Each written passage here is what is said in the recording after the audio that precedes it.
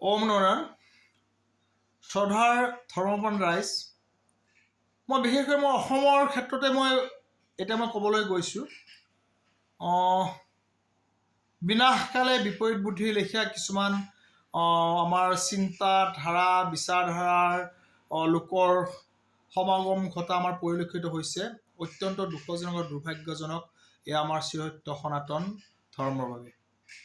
এতিয়া কথাটো হৈছে, বিভিন্ন সময়ত বিভিন্ন লোকে বিভিন্ন ধৰণৰ বিভিন্ন ঠাইত গুৰুৰ আৱিৰ্ভাৱ হৈ তেওঁলোকে বিভিন্ন পন্থৰ নাম দি তেওঁলোকে যি কৰ্ম কৰি আছে, যি চিৰসত্য সনাতনক যেনেকুৱা বিভাজন কৰিবলৈ প্ৰয়াস কৰি আছে, সেয়া এটা অত্যন্ত দুৰ্ভাগ্যজনক কথা। বিনাশকালে বিপৰীত বুদ্ধিৰ লেখীয়া সেইসকল গুৰুৰ লক্ষণ বুলি ক'লেও ভুল নহ'ব।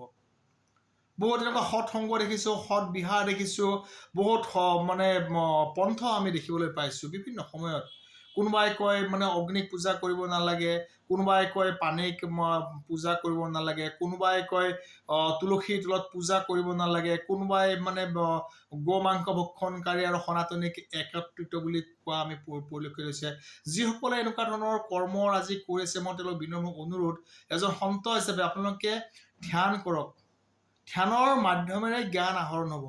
কিতাপৰ মাধ্যমেৰে আপোনালোকৰ শিক্ষাটো পাব। শিক্ষাই জ্ঞান নহয়। সূৰ্যৰ পোহৰটো বেলেগ, জ্ঞানৰ পোহৰটো বেলেগ। জ্ঞানৰ যিটো জ্যোতি, সেয়া আপুনি চকুৰে মুনিবলৈ কেতিয়াও নোৱাৰিব। যেনেকুৱা শ্ৰীবিষ্ণু যে ভগৱানক কেতিয়াও আপুনি খালী চকু মেলি আপোনালোকৰ দৰ্শন কেতিয়াও নহয়। আপোনাৰ চকু মুজিলেহে আপোনাৰ দৰ্শন হ'ব। ঠিক তেনেকৈ জ্ঞানৰ পোহৰৰ জ্যোতি আপোনালোকে দেখিবলৈ পাবলৈ বহু চেষ্টা কৰিব লাগিব। আপোনালোকে পন্থ কৰক, একত্ৰিত কৰি সমাজখন ৰাখক, মোৰ তাত ক'ব লগা নাই। কিন্তু চিৰসত্য সনাতনক সেই পঞ্চতত্ত্বক নাচ্য কৰি যিসকলে পন্থৰ সৃষ্টি কৰি আছে, যিসকল গুৰু বনি আছে, যি চিৰসত্য সনাতনক ধ্বংস কৰিবলৈ প্ৰয়াস কৰিছে, মই তেওঁলোকৰ কথাই বিশেষকৈ ক'বলৈ গৈছোঁ। ইয়াত যদি কাৰোবাৰ গাত লাগি গৈছে, তাৰ বাবে মই দুখী নহয়। এজন সন্ত হিচাপে সৎমাৰ্গ প্ৰদৰ্শন কৰা মোৰ কৰ্ম, মোৰ ধৰ্ম।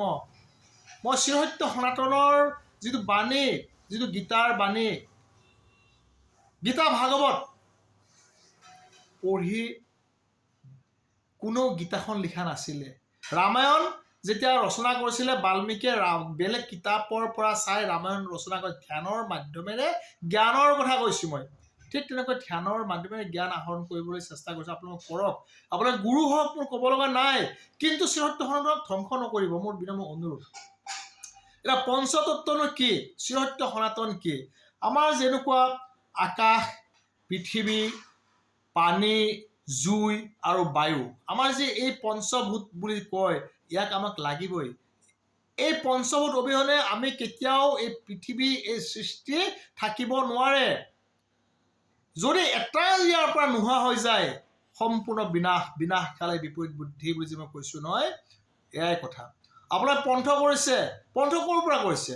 সেই নদীৰ পৰা যদি ক'ৰবাত যদি পানী যদি বোৱাই লৈ যাবলৈ সুঁতি কাটিছে, সেই নদীৰ পৰাই আপোনালোকে পানী সুঁতি কাটি বোৱাই লৈ যাবলৈ, কিন্তু আপোনালোকে ওপৰেতো লৈ আহিব নোৱাৰে নহয়। যদি নদীৰ পানীয়ে যদি নাথাকে, যদি আপোনাৰ নদীৰ লগত যদি লিংক আপেই নকৰে, তেতিয়াহ'লে আপোনালোকৰ সেই সুঁতি বা সেই পন্থ জীয়াই থাকিবনে? নাথাকে নহয়। সেইবাবে কৈছোঁ, চিৰসত্য সনাতনক নাচ্য কৰি আপোনালোকে যিবিলাক এই বিজতৰীয়া কৰ্ম কৰিছে, যিসকল গুৰু, যিসকল পন্থধাৰী কিছুমান লোকে, মই বিনম্ৰ অনুৰোধ কৰিছোঁ, বিনাশকালে বিপৰীত বুদ্ধি নকৰিব। সৎ পথত চলক, ভগৱানে সৎমাৰ্গ প্ৰদৰ্শন কৰক, ধ্যান কৰক, জপ কৰক, তপ কৰক, আপোনালোক ভগৱান নিশ্চয় জ্ঞান প্ৰদান কৰিব। আৰু চিৰসত্য সনাতনক নাচ্য কৰি যিসকলে এনেকুৱা কিছুমান মন্তব্য বিভিন্ন সামাজিক মাধ্যমত দি আছে, শাক্ত শৈৱ বৈষ্ণৱ কিছুমান লোকৰ পৰা যিবিলাক আমি পাই আছোঁ, অত্যন্ত দুৰ্ভাগ্যজনক, দুখজনক। মই এইখিনি ক'ব লগা। জয় অসম, জয় হিন্দু ৰাষ্ট্ৰ, ভাৰত মাতা কি জয়, জয় শ্ৰী ৰাম।